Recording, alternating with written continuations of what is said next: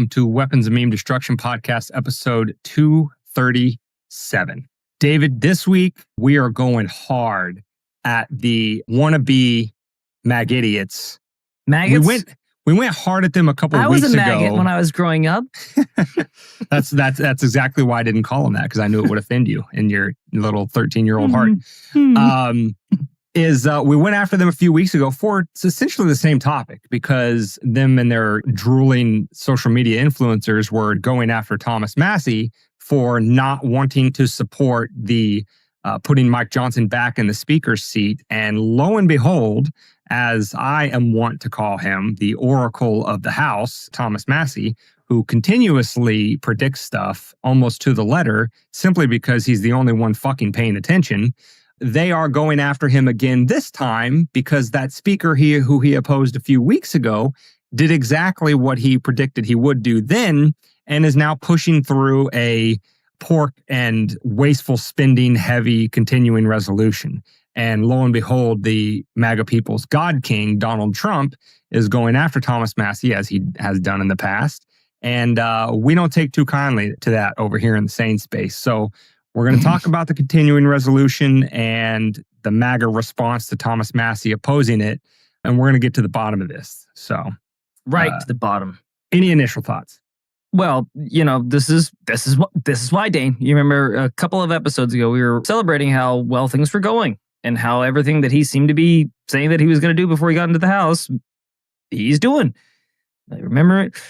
It always pays to be cynical, Dane. I will always say that. It never feels good, but it always pays. So anyway, here it is. Here it is. The other shoe is dropping finally.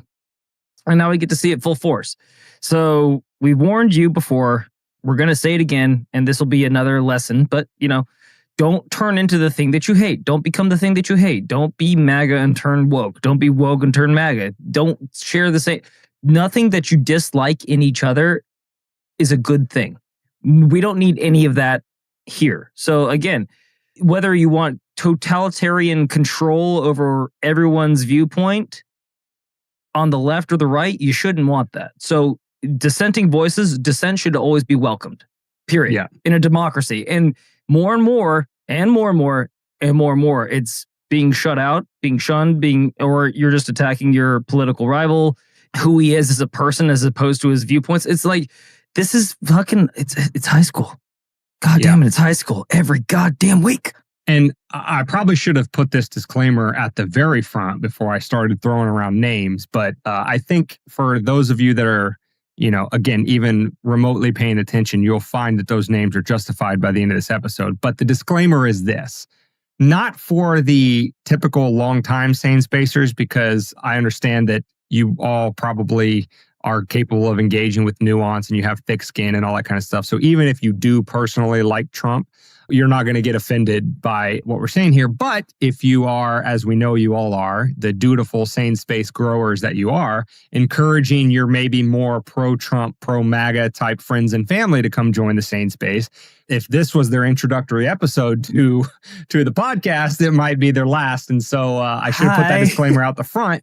But again, if what we're about to say is our opinion, but to the extent that an opinion can be objectively true, what we're about ready to give you is the objective facts of the whole situation. And the reason we do this is because we care. Exactly. Okay?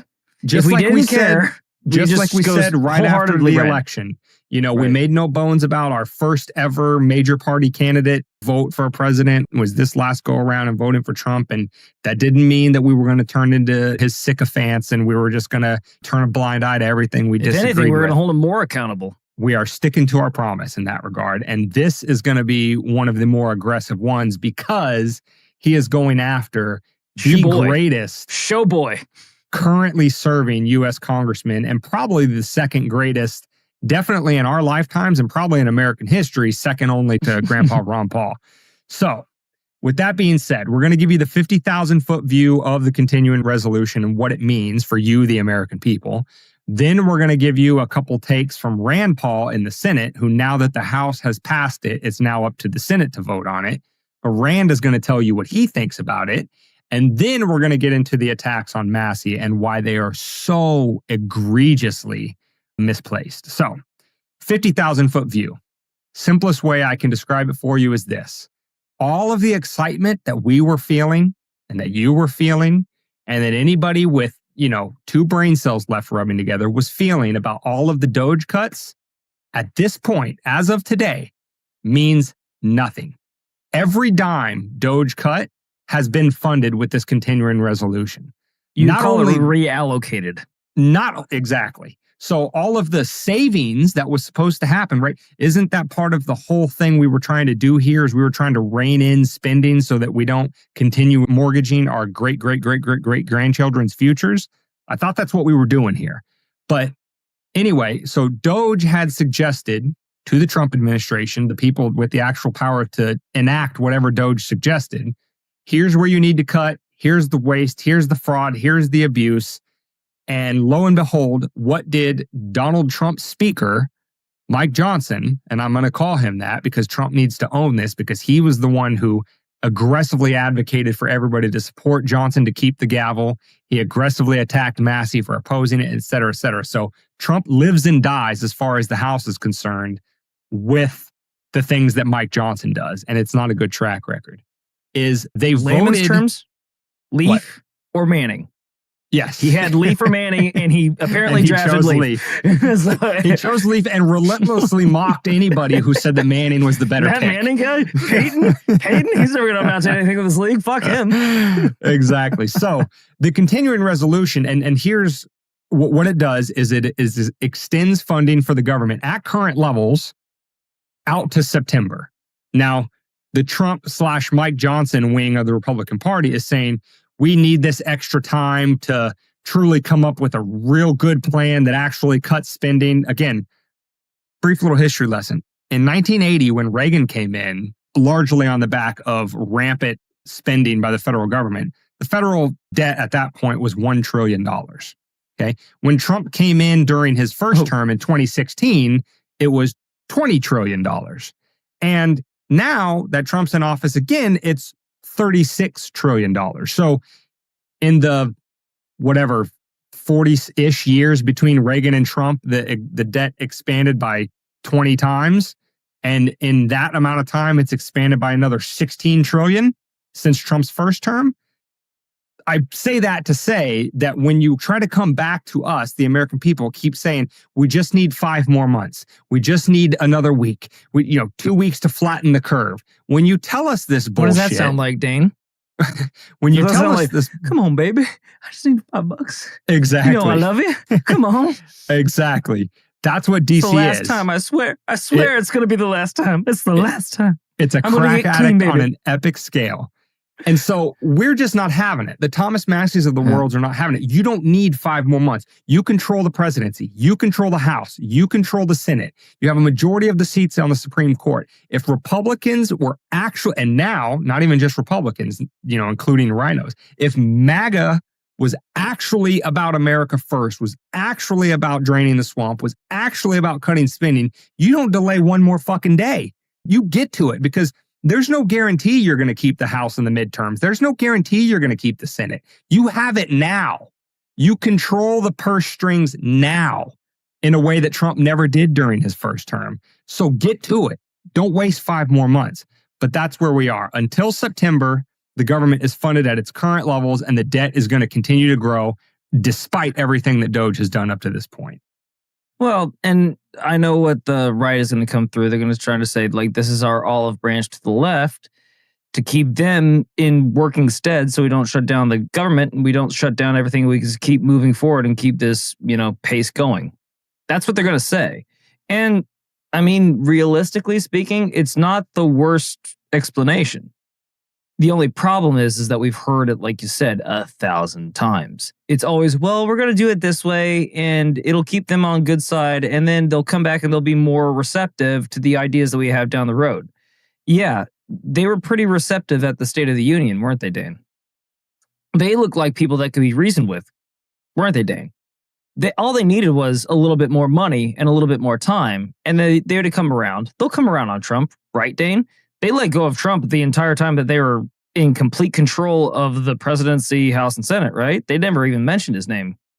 Or are these people just ideologically captured and you shouldn't really waste any time trying to get them back on their side? What you should do is keep moving forward, and eventually they'll come out of their room and they'll stop pouting, and then they'll want to be a part of the team again because they don't want to be left out. There's two different avenues that we're doing, and we're still trying to play nice. Well, guess what? Playing nice in Washington has fucked the American people forever. Yeah. So again, like you said, it's put up or shut up time now. And he was putting up, and now it seems like they're inevitably going back to, this is the way that DC is supposed to work. So we'll come back and we'll start working the way DC is supposed to work after all these weeks of being told that it shouldn't work this way. So again, getting the speed wobbles. We're starting to get we're not off the rails yet, but it's like, this is the old, oh boy, here we go. Yeah. And, I kind of naively thought after you got shot at that you would learn the lesson that these people can't be placated. You can't just go along to get along with these people. That's the first thing. But the second thing is you don't even have to wait to find out if they're actually going to take your supposed olive branch and run with it, because actually all of the Democrats voted against this continuing resolution. Why? Because the way the money was allocated, they're not a fan of. So even when they're getting their same level of spending that they've been, lighting their hair on fire with over the last couple months, thinking that DOGE is going to take away all of their slush funds, they're still pissed at you because you didn't put the money where they wanted you to put it. So even when you're giving them... They didn't tell you, though. You just had to know where you wanted them to put it. Right? Even when you're giving these people the dollar amount they want, they still hate your guts. So again, they're not going to play ball. But the other thing that's perhaps more insidious about this is the rhetoric that Mike Johnson and the people that are supporting this continuing resolution have taken. Is they have taken a decidedly leftist defense of this thing. What they're really saying is not, this is an olive branch to the left. What they're really saying is, we're going to continue funding the government to avoid a shutdown. And that way, if in future, budget actions by the House, if the Democrats obstruct it and the government shuts down, then the Democrats are the ones that own it, right? It's going to be the Democrats' fault for shutting down.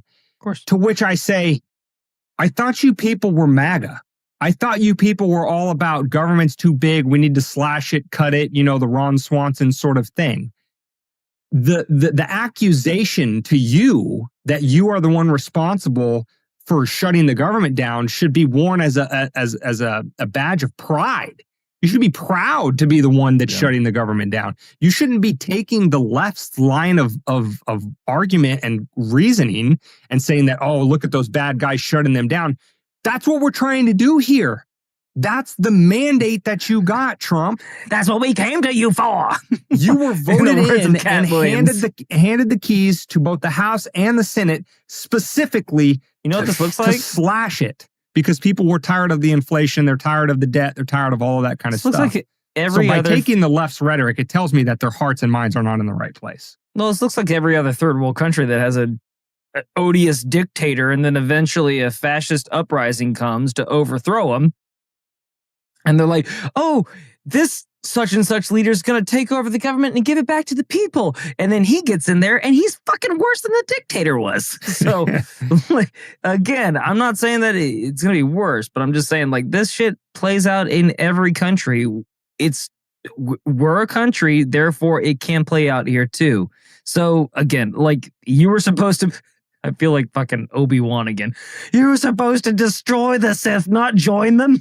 Yeah. This is why you're there. If you aren't gonna do it, then we'll see what happens.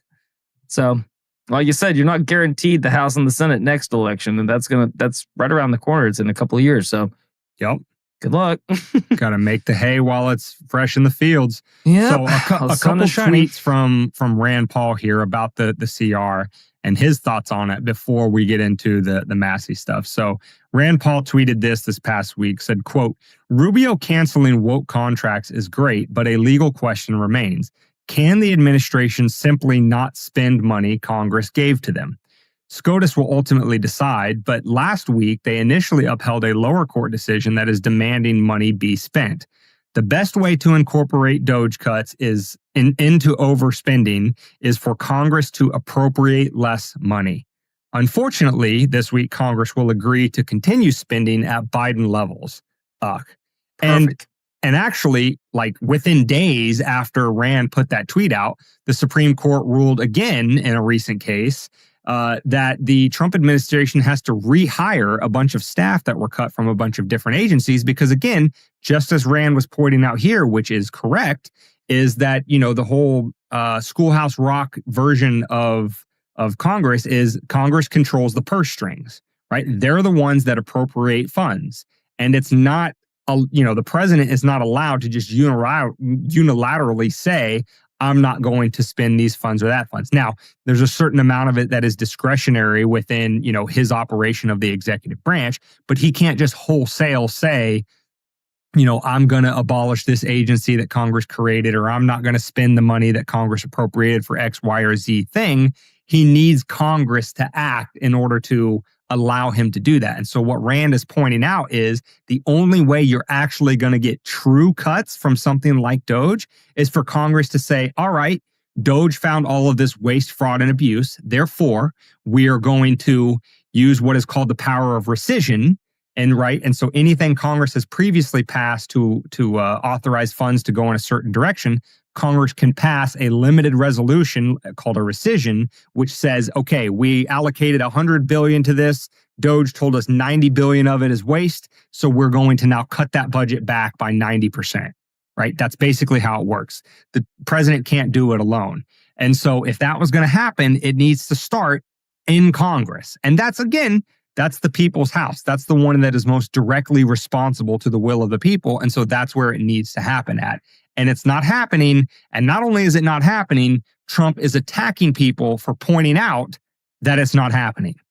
So one more tweet from Rand before we get into the Massie stuff. Rand says, quote, despite DOGE's findings of loony left-wing U.S. aid programs, the Republican spending bill continues to fund the very foreign aid that Elon Musk proposes to cut. The bill continues spending at the inflated pandemic levels and will add $2 trillion to the debt this year. Count me as a hell no.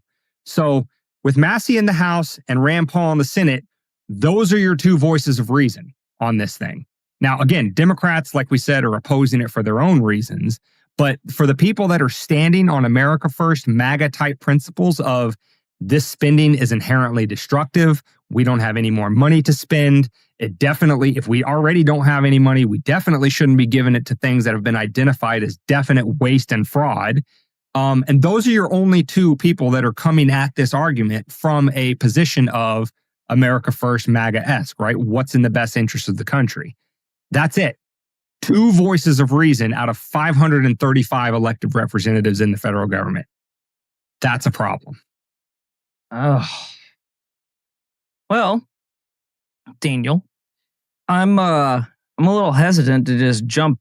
Again, I'll be cynical and I'll be this, that, and the other. It's just, I don't know how to slice that. So wait, the Democrats don't want the money, even though they've been spending it the entire time. And then Republicans want to spend the same amount of money that they said they were going to save in taxes. And two people are standing up being So I'm just painting the whole picture. And two people are standing up saying, we can't keep doing this. This is the whole reason we just had this election. Right. And what are the American people saying? They said when they voted that they wanted to go with those two people that are standing up against the entire cabal of what is DC. And again, like a little word of warning to Mr. President Trump, you might want to, I know it's your shtick and I know it's your move, is that once you hear no, you just attack, but you might want to be a little judicious about how you do that from now on. Because again, the people that got you the election, supposedly, the Libertarian Party, and i.e. everybody that was going to vote for RFK, like a lot of us are fans of both of these people. So these are like third rails for us. Like those are the canaries in the coal mines for us. So if they're saying that this thing probably isn't good, that's going to spur a lot of people to look into this thing. And I know you're busy, Mr. President, and it's hard to see everything. So if there's something in here that they're saying that this is wrong, you might want to take a look at it because it's going to make you look bad because nobody blames the fucking Senate and nobody blames the House for how the economy's doing or what was passed during that time. They only blame POTUS. So again, if these two canaries are squawking their asses off, you might want to take note and not attack them. Just an idea, food for thought for the future. Exactly right. And, as we pointed out shortly after the election is, I understand presidents always care about their legacy because, they're vain and narcissistic. But what I'm talking about in terms of preserving his legacy, I'm talking about in terms of preserving the movement that, again, he gets credit for. Love him or hate him, he simultaneously took down the Clinton and Bush dynasties by himself in 2016. Nobody even floats the idea that a Bush or Clinton is going to be elected anytime soon because the Republican Party has shifted completely away from I'm talking about the base. Definitely not the ones that are up there in Congress doing the same shit. But the base has shifted completely away from the George Bush, John McCain, Mitt Romney style of Republican. And Democrats have, in their repulsiveness or, being repulsed by Trump, have shifted so far to the AOC Bernie Sanders side that they're not going to elect a middle of the road sort of, corporatist, shill like Hillary Clinton. So he gets full credit for that. But if that legacy, right, if the foundational principle of what he is a figurehead for, which is this idea that we don't give up our national sovereignty as a country to this globalist regime that tells us that we have to open our borders to everybody, that we have to continue to fund the world's, foreign adventurism in terms of military, that we have to buy all of the world's crap with inflated currency, to keep everybody else's economy afloat. We don't have to give all of that away. What we should do is look inward and say, what's in the best interest of the American people? That's what he's the figurehead for better or worse. And if that political legacy is going to continue, as we always say, politics being downstream of culture, if the average American voter, not the hardline Republican and hardline Democrat, but just the average person that wakes up in the morning to go out and make some money to pay his bills, put a roof over his head and food on his table for his family, if that person is going to continue to vote in a direction that is actually in the best interest of the people and not just fall for whatever demagogue comes along and, scares him into taking his vote. If that person is going to continue on that trajectory and his kids and his kids' kids, then we need the legacy of putting America's interests first and stuff like that. We need that to be carried past the Trump presidency. And if there is one surefire way to make sure that legacy dies, to make sure that anybody who tries to talk like that again in future elections is never given a second hearing, it's to be completely hypocritical and completely violate the mandate you were given like you're doing right now. And in so doing, you're attacking the people who were America first before you were ever even in politics, Trump. And I'm talking about Massie and Rand Paul. They were in their seats in the House and the Senate before you were ever even running in 2016. So to attack them for actually having the courage, the strength of character to hold fast to the principles that you campaigned on and got you elected on twice it's pretty appalling, if you ask me. And again, that's coming from a place of personal affront, of the insult to somebody who is trying to do the things the right way, like Thomas Massie is. But that's also coming from the perspective of, I live in this country. I have kids. I don't want to, hand them over a country that's just a pile of fucking ashes. And if you break this promise, if you violate this mandate from all those tons and tons of people that aren't hardline, MAGA forever Trumpers, but people that voted for you thinking you were going to do what was in their best interest, you violate that trust, you may never get it back. And none of your political heirs like Vance, your kids, I don't know if they're ever going to run, whatever. None of them are ever going to be able to run on that again. So that's your political legacy. It's on the line. And if the Libertarian Party is known for anything, it's its goddamn grudges. So and how well they hold them. For sure. I just said, like you said, word of caution, tread lightly. But again, it's not a hard task. Like you just said, just stick with what your plan was. Stick with what you got you the votes. Simple as. Yep. But all right, to the defense of Massie now. Yes. Let's start with Trump's. It's a rather long, I think he actually put it out on Truth Social, but it's a rather long one, but I'm just going to read it verbatim because this is the one that set off the firestorm that got all of his little, lapdogs like Cat Turd and, La Savita and these kind of dipshits to go after Massie. Is Trump had this to say. He said, and this was after the CR passed. So again, even though he got what he wanted, he's still, pissing and moaning like a little bitch. He says, thank you to the House Freedom Caucus for by the way, Massie is a member of the House Freedom Caucus. So, he's digging right there from the first line. He says, thank you to the House Freedom Caucus for just delivering a big blow to the radical left Democrats and their desire to raise taxes and shut our country down. Again, taking that tact of we're trying to avoid a government shutdown. Stupid. He goes on, they hate America and all it stands for. That's why they allowed millions of criminals to invade our nation. Sometimes it takes great courage to do the right thing. You don't say. Right after saying that, he says, Congressman Thomas Massie of beautiful Kentucky is an automatic no vote on just about everything, despite the fact that he has always voted for continuing resolutions in the past. I'll explain that little line here in a second. He should be primaried, and I will lead the charge against him. He's just another grandstander. He's too much trouble and not worth the fight. And here's where he's way the fuck out of line. He reminds me of Liz Cheney before her historic record-breaking fall. The people of Kentucky won't stand for it. Just watch. Do I have any takers? Anyway, thank you again for the House Freedom Caucus for your very important vote. We need to buy some time in order to make America great again, greater than ever before. Unite and win. So, David, any initial thoughts before I pick apart those two things that I identified in that little I feel tirade? like I was watching The Office again, right there. When the new administration comes in and says, we're not going to be doing such and such. And then it cuts to Michael. He's like, don't like that. And then he says, we're not going to be doing this either. And then it cuts back to Michael. He's like, nope, didn't like that either. It's like Trump, like, hey, Bubba, you're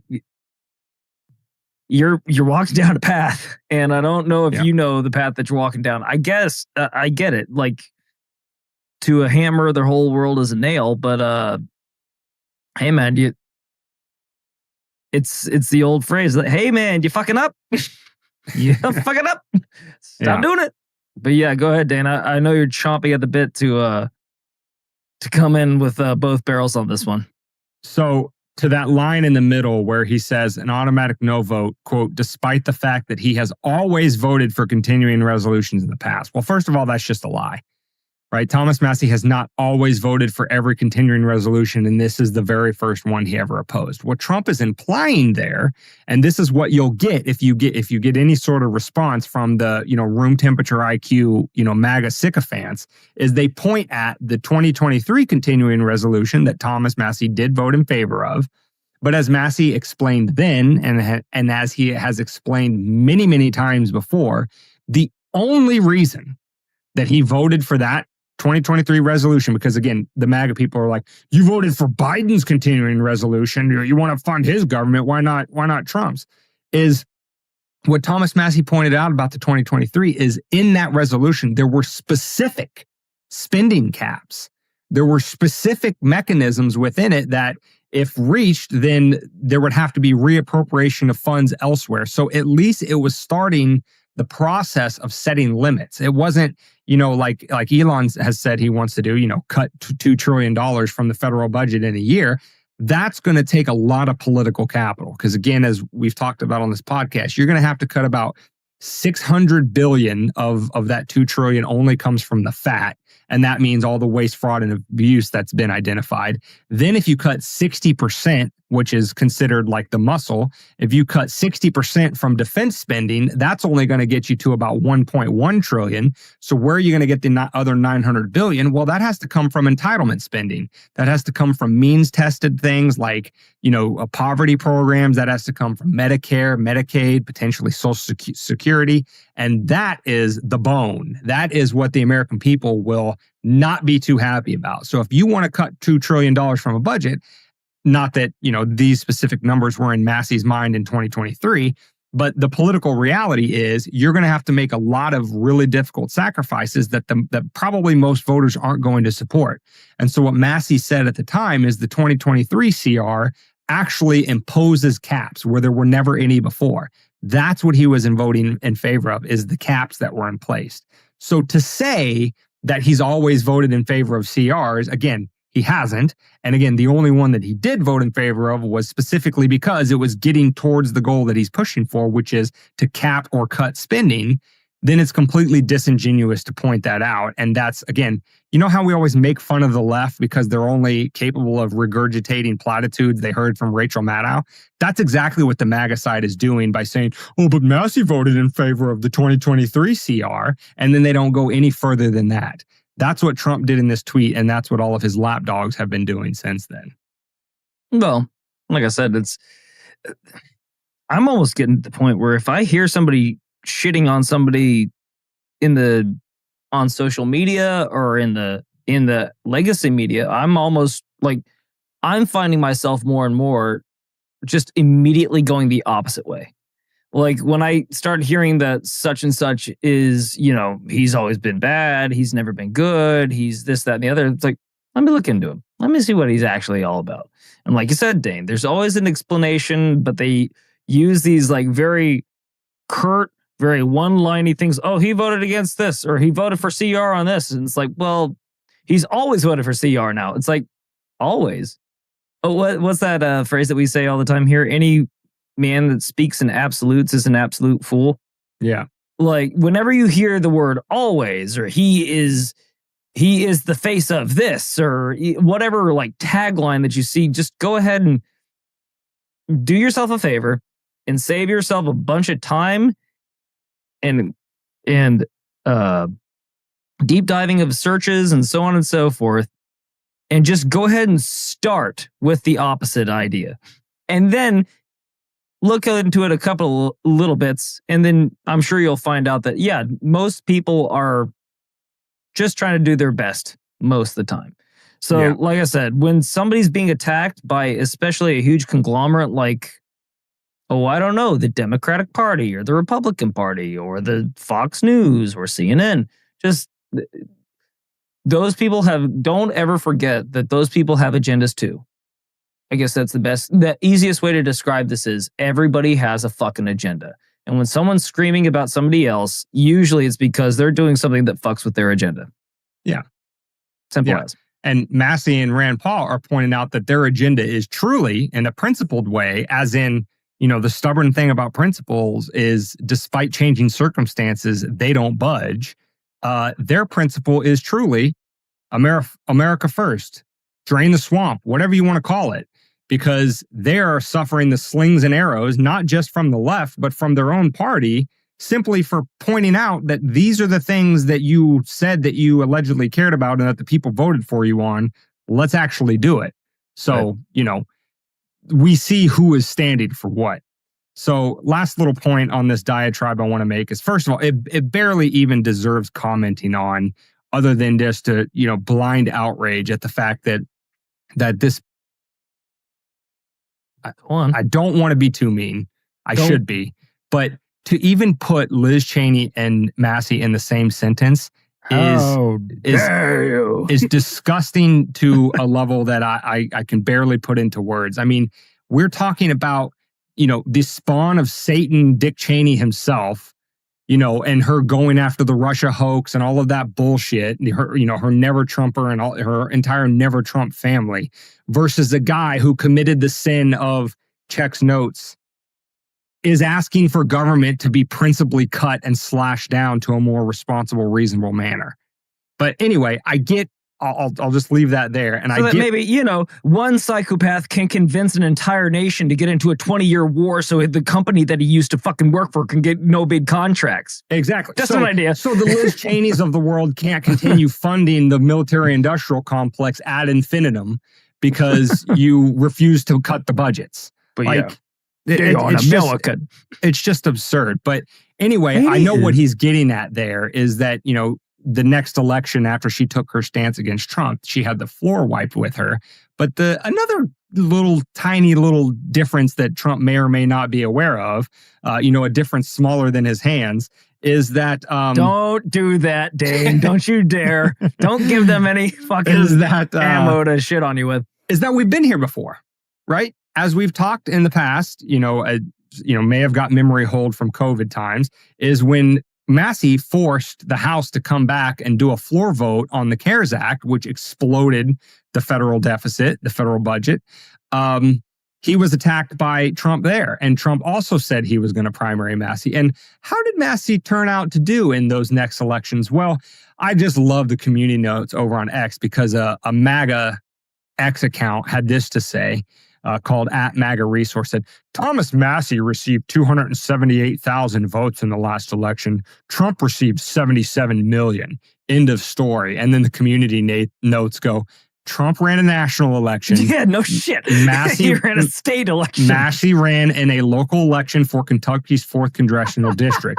But in Kentucky's 4th Congressional District, so apples to apples, record probably, Massie recorded 278,000 votes and Trump only recorded 250,000. So in Massie's own district, he is much more popular than Trump. And I say that to say this is, when Trump tried to primary Massie for his standing up against the CARES Act, which now, hindsight, we all agree, even the people currently mad at Massie now, all agree throughout all of the waste and fraud that was inherent in PPP and that was wasted in that COVID spending, that Massie was the correct one there, is that in that next election, Massie beat his primary opponent with 65% of the votes.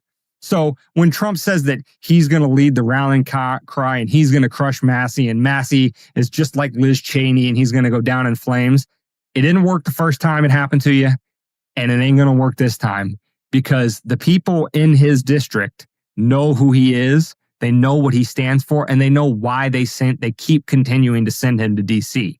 It is because he's going to take these positions. He is going to be the only one that stands up and speaks truth to power, even if the power is nominally coming from their side.